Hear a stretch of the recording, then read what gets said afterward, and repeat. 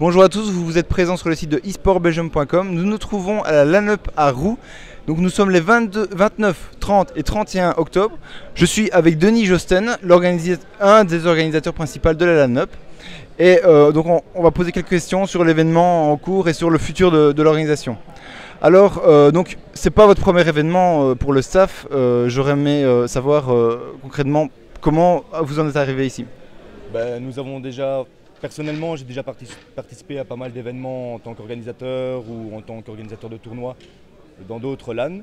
Je veux dire, plusieurs de l'ensemble du groupe viennent aussi d'autres LAN en grande majorité, certains sont assez nouveaux. Donc on a décidé de tous se réunir pour vraiment avoir une idée commune pour avancer. Et l'objectif ici pour cette LAN était de...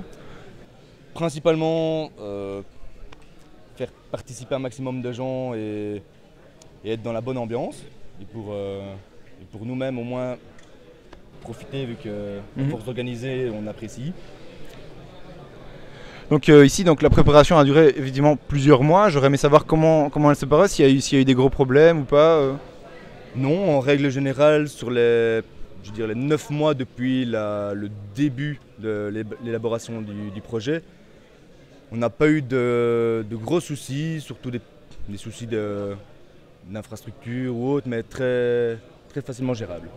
Donc pas de gros problèmes. Globalement, l'événement se déroule bien. Là. Oui. Enfin, la préparation s'est bien déroulée. Quoi. Oui.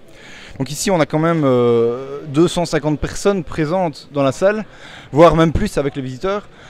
Combien de tournois et d'activités vous avez prévu sur tout le week-end? Alors, on a prévu 3 tournois principaux. Donc Counter-Strike Source et Code 4.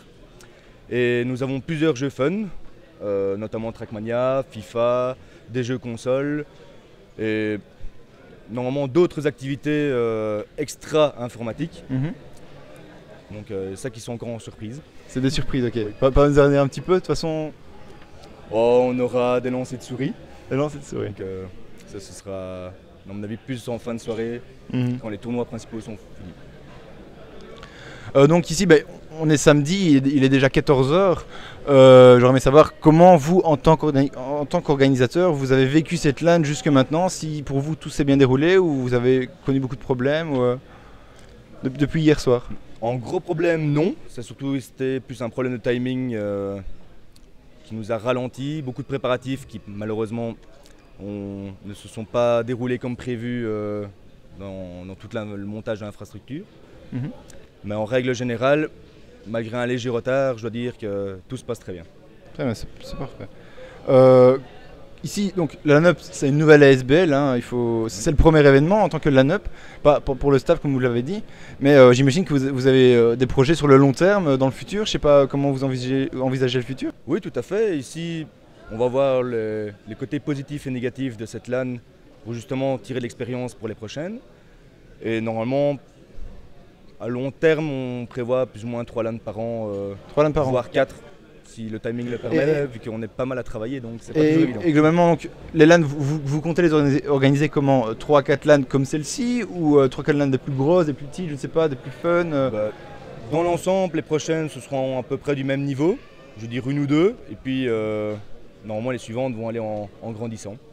Donc 3 fois par an, aussi gros? Oui, pratiquement oui. Aussi gros, ok. Eh bien, je pense que nous avons bien abordé le sujet sur la LAN-UP. Un grand merci pour cette interview et je vous souhaite une bonne fin de LAN. Merci. Au revoir.